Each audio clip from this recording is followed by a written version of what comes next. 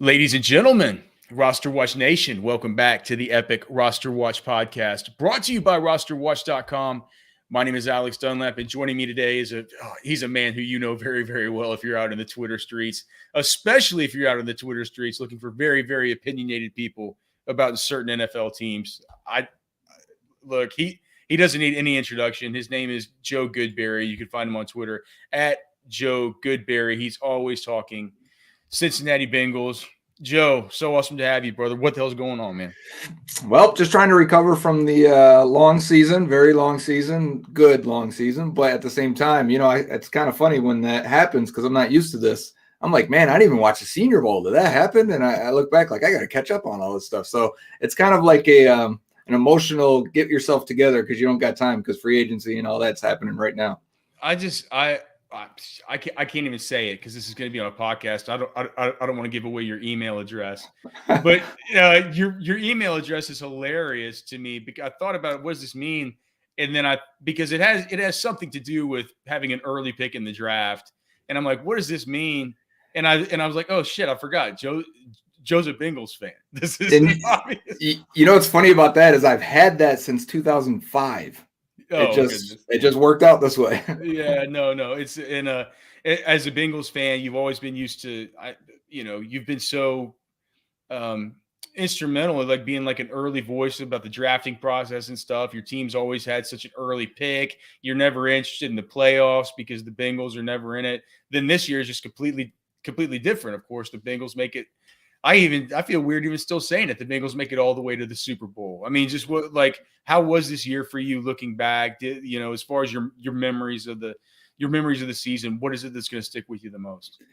I think there's a lot of validation in this year for me personally because, remember from 2011 to 2015, they had really, really good rosters. They were drafting really well. They went to the playoffs 5 straight years, but it was always like, Andy Dalton is a good, fine quarterback, but the league was definitely changing, and it had been for a while, but it was clear to a lot of people that if you're going to win anything in this league, you're probably going to need an elite quarterback.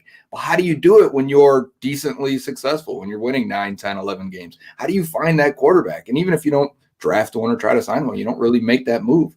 Well, the rug got pulled out from under them, and they had, 5 bad years in a row, picking relatively high, top 12 every year. So that started to really crash things down again and rebuild again. And I think everyone got into all right, you draft the right guy. And if the right guy comes along, that can change your franchise. And we've seen it happen throughout the league, but it's hard to find that right guy. It's hard to get it.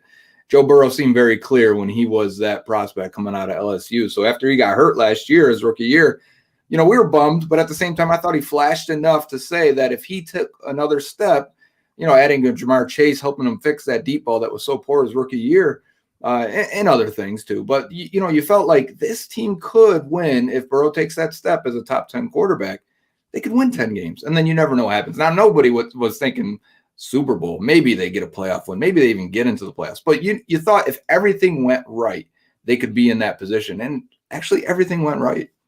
Burrow was thinking Super Bowl. Oh, yeah. he was thinking Super Bowl. He said after that first playoff win, he said, "Look, man, I'm done. I'm done with this underdog stuff. Like we're a good team. We got some good players, and they really do. I want to ask you about Jamarrchase and all this stuff. I mean, it's a fantasy podcast after all, but I always have my own just football kind of related questions. And to me, whenever you look at this team, I've talked to you before, probably years ago, about Trey Hopkins and one of my thoughts about him coming out of Texas and stuff.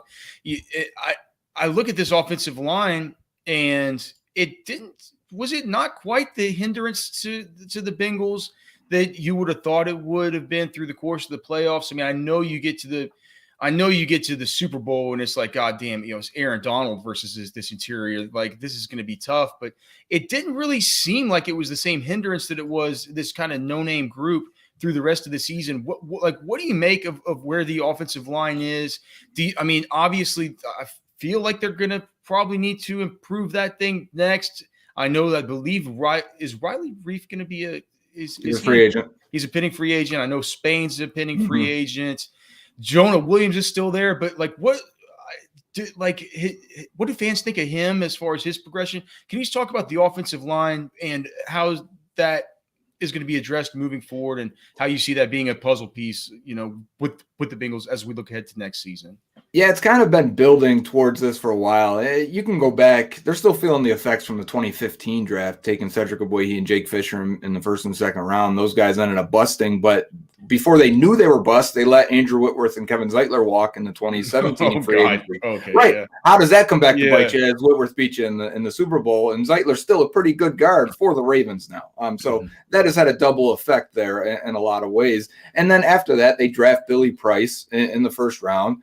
He's not on the team anymore. They had to trade him. He just did not work out at all. And then so 2019, the following year, they draft offensive lineman again, Jonah Williams. He misses his entire rookie year. Then he misses 7 games his second year. And you go into this season with so many questions on the offensive line, and it's been that way for like 6 years now, of just how are they going to address center? How's it going to play at right guard, right tackle? And the Bengals really didn't do, I would say, enough in hindsight to really shore up this offensive line. Sure, they signed a Riley Reif to a 1-year deal, and he was fine until he got hurt at the midway point. Quentin Spain had a bounce-back year at left guard, but again, he was a 1-year, $1 million deal. So it's not like they invested a lot. The whole debate on Jamarrchase versus Sewell in the first round, they go Chase, but the idea was then you better draft an offensive lineman that can help you in round 2. They draft Jackson Carman out of Clemson. He can't get on the field for them in a Super Bowl at right guard when they absolutely needed somebody to step up there. So you look back on hindsight and you say, man, all the moves they did make, the little moves they did make, none of them really worked out long-term. Where are they at right now, and how does it affect them? The funny part of how you start that question is, they still had an explosive offense. Joe Burrow still had a great year. Joe Mixon still had a great year. Why didn't this really poor offensive line really hold them back more? And it's an odd thing when you have a quarterback that can play well or maybe even sometimes play better when chaos is around him or pressure is around him.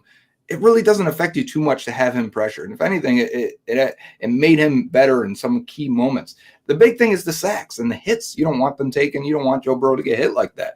But if you give up 4 or 5 sacks in a game, they average giving up 3 sacks a game, and it still led the league. That's only 3 plays you're killing on offense. You can still have a highly successful offense. Now, we don't want Burrow getting killed. So I think I think the Bengals are going to spend big, probably grab a couple free agents to bring in, probably spend a top 3 round pick on an offensive lineman again. They drafted 3 guys last year. It wasn't just Jackson Carman. So they're going to try and develop those young guys and see where they can get.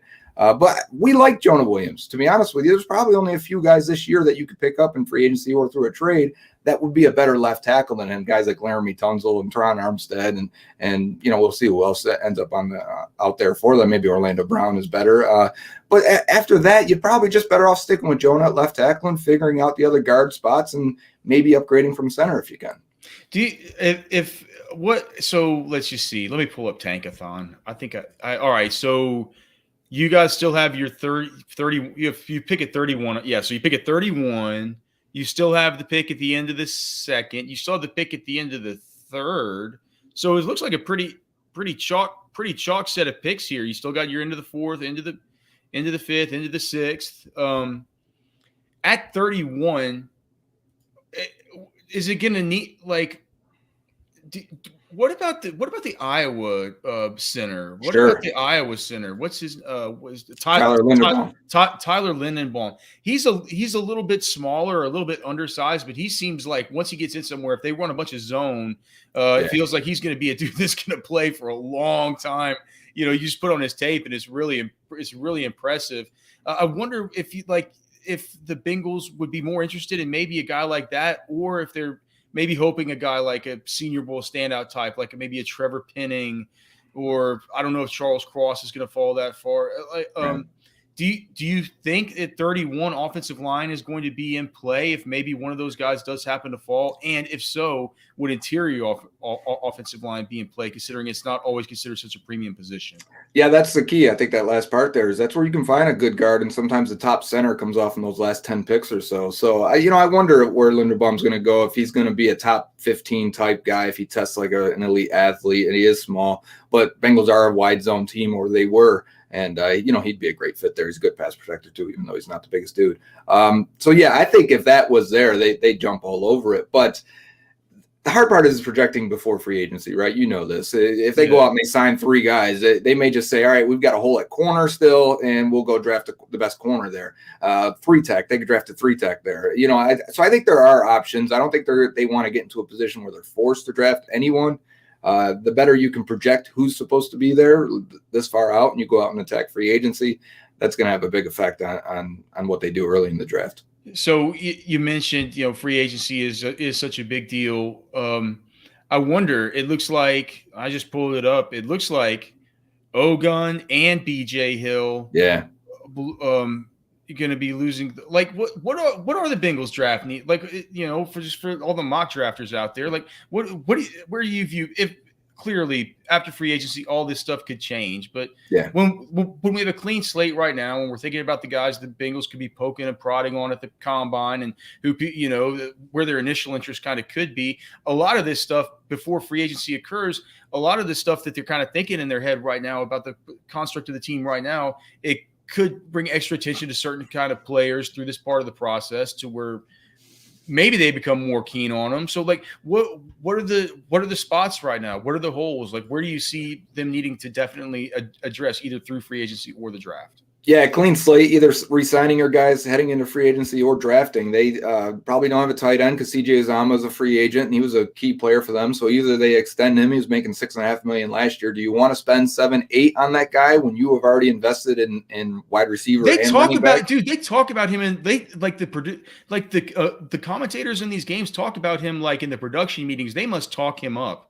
because they talk about him like he's just such a critical key to the offense. Like, I didn't mean to cut you off, but like I definitely noticed the commentators and the announcers down the stretch of whenever Uzomah was hurt, just saying, "Oh my God, what a blow to the offense that is." Did you really see him like that? He made key plays in key moments. That's the thing. And when you've got 5 weapons you can go to, including Joe Mixon, so you got your 3 receivers plus Uzomah, and there's going to be people that are lost in the shuffle. Uzomah was the one for a lot of it, but he had a career year. Talking about 500 yards as a career year. So what kind of guy are we really talking about here? And he's 29 years old, coming off an Achilles injury the year before. So we like him. He's a good dude, but at the same time, you're going to give that $8 million when that's probably a starting guard. I think that's probably more important to this team and their success is shoring up that offensive line. So once they're past tight end, if they bring him back or not, I would still draft one, I think, in the mid to late rounds. Give me an athletic freak, some upside. But they need to address right tackle. Is that bringing back Riley Reef? Is that drafting a guy? Is that signing a guy? Same with right guard. They really don't have anybody there right now. They tried Jackson Carman. Maybe he'll get another shot, but you can't depend on that. So I expect that to be someone they sign and or add someone in the draft. Trey Hopkins is at center. He is okay, coming off a few injuries now at this point. He's still a solid player, but you could probably upgrade, and he's played guard in the past. So if you signed or drafted a center, you can move Trey Hopkins to guard. You'd probably be all right. And then Quentin Spain, who held it down all year at left guard. I think he could come back on a cheap deal at left guard, or they could go out and draft a guy. So offense still has a lot of issues, mostly being on the O-line. Defense, you're right, though. Ogunjobi and BJ Hill, both guys played really well for them this year, gave a lot of pass rush. When neither guy was out, and really when one guy went out, and Ogunjobi, after that wild card game, they really had no interior pass rush. It was all Hendrickson and Hubbard on the edge. So I think they could really use a 3-tech, whether that's bring back one of those, 2 of them, and drafting one, however you want to handle that. That is a position of need. At corner is their other big one at defense. They signed Trey Waynes 2 years ago to a big deal. He hasn't played at all. He just basically stole all that money. So good for him, but bad for the Bengals. Luckily, they signed Eli Apple to a vet minimum deal, and he was fine there. He ended up being the guy who gives up the last touchdown in the game, but you're going against Offensive Player of the Year, so I really can't be too mad about that. Point is that he's a free agent as well. So do they bring him back on another cheap deal and draft a guy? I think that's probably the route they take. I don't expect them to spend a lot of money at that other corner spot because they are paying Mike Hilton, they're paying Chidobe Awuzie, they're paying Von Bell, and I expect them to pay Jesse Bates at the other spot. You kind of want to go cheap for that other 5th guy in the defensive backfield. So you think they'll bring back Jesse Bates? I do. Yeah, I think at the very least he gets tagged, right? You got a 24-year-old guy who started 4 years, team captain. The tag would be $12.9 million, I think. And if you're going to extend him, you're probably looking at $14 to $15 million anyway. So it's cheap to tag him this year.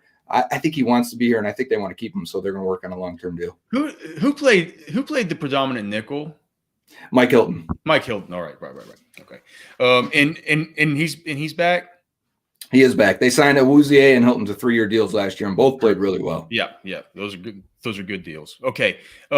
Did you want? Were you like I like atoned for my mistake about saying it was bad to take Jamarrchase over Penei Sewell after probably 3 or 4 weeks of seeing Jamarrchase start to kind of do his thing. I said, all right. I was wrong.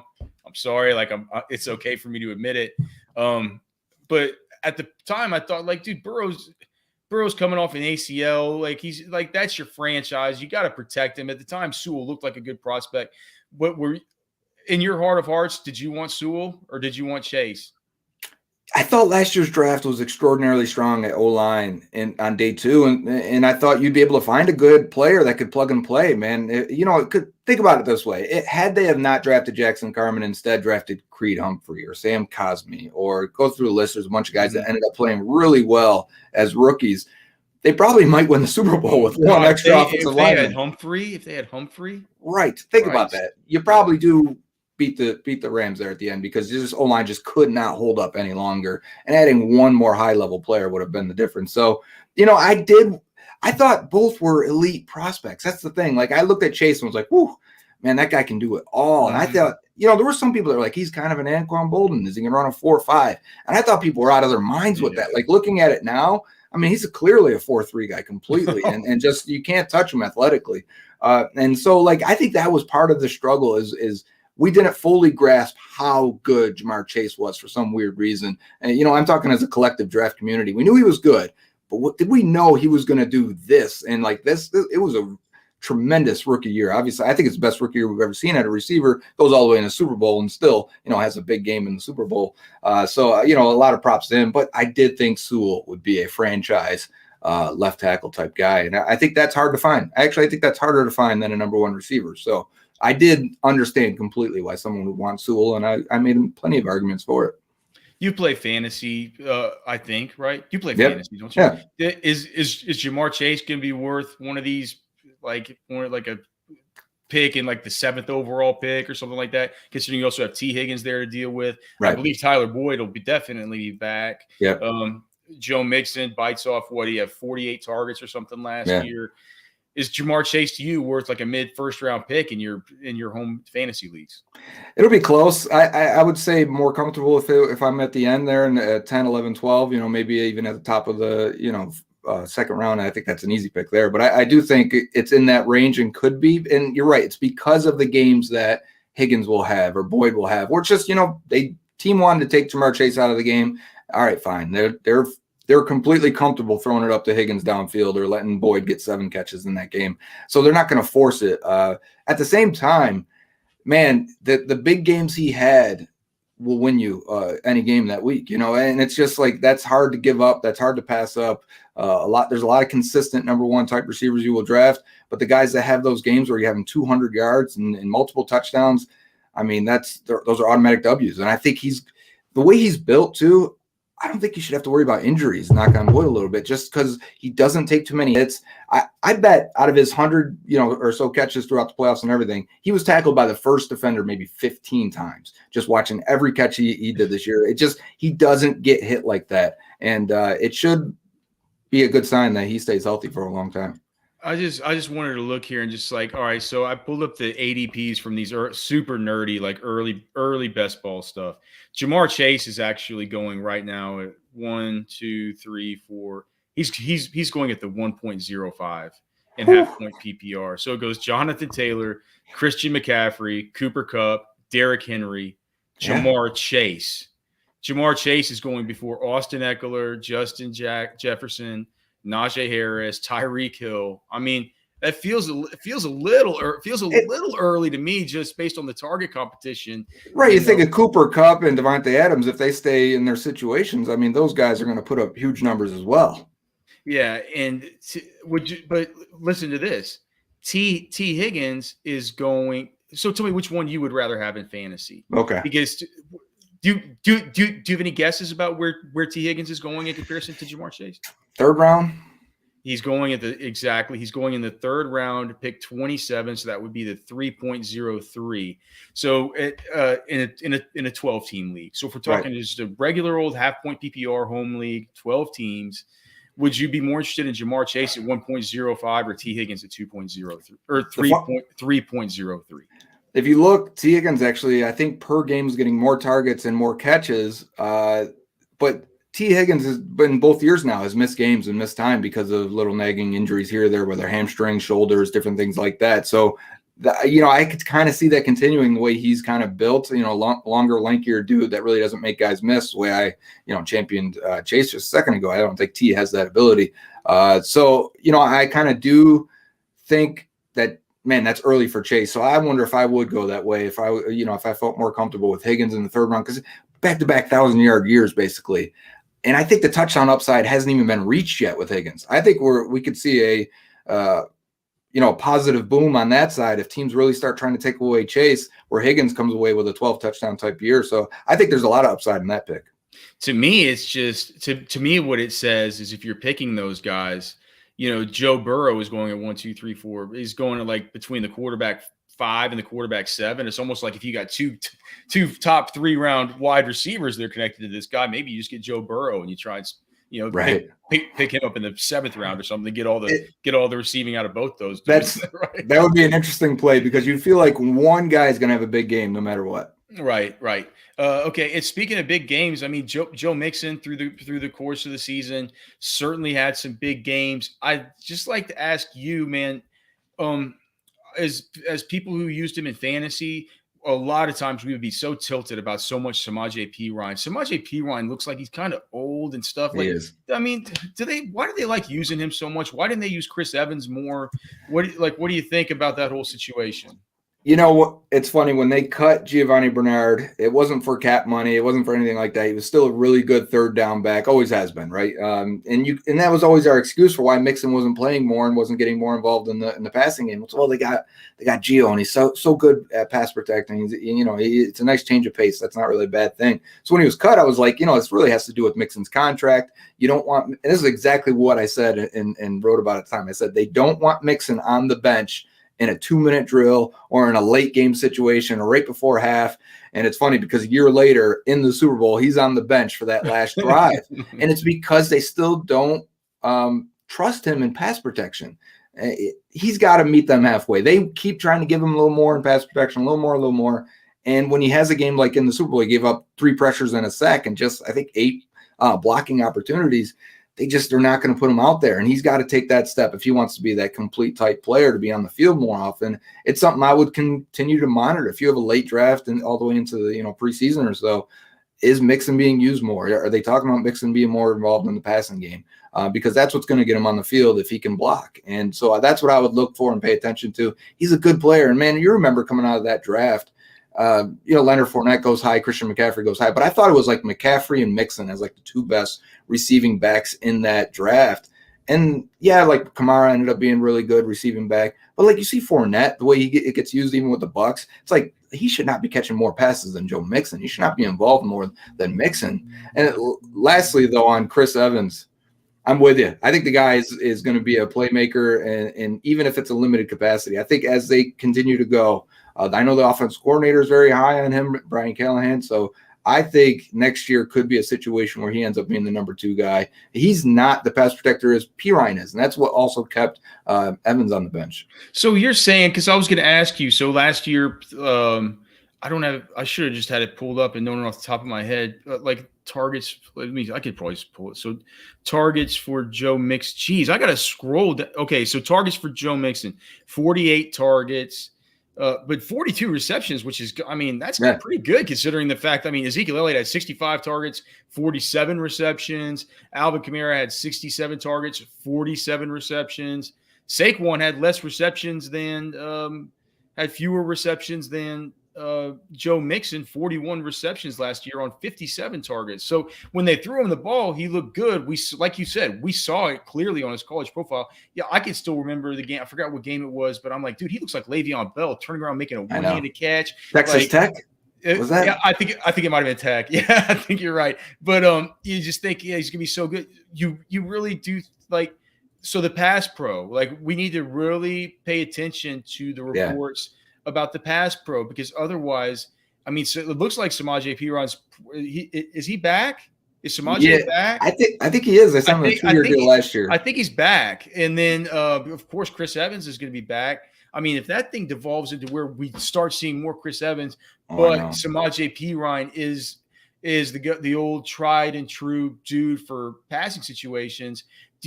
I mean, that could spell trouble for us when we're working on the margins here, trying to find some value with a guy like Joe Mixon. If so I mean, is it just really that much? Just it's the pass pro, because obviously he can catch, right? I mean, it really is just the pass pro stuff that we need to work. I believe it is. And they were really wearing him out in the beginning of the year too, with a lot of carries, because they were trying to protect Joe Burrow a little bit more and not, put him out there while they're still recovering those first 6 to 8 weeks or so. So they really leaning on Mixon. His targets and his touches, total touches last year were getting pretty high towards the halfway point, and they had to really start scaling it back. And then they obviously play at 17 games, go and play 3 more playoff games plus the Super Bowl. So they may want to scale him back anyways and not give him too much. The other factor I would look at, though, and maybe we revisit this after the free agency and the draft goes by, if they shore up the offensive line to the point where they're not needing to keep extra guys in the block, maybe that allows you to keep Mixon in, and you can put Mixon out and let him run routes because the offensive line now can protect at a competent level.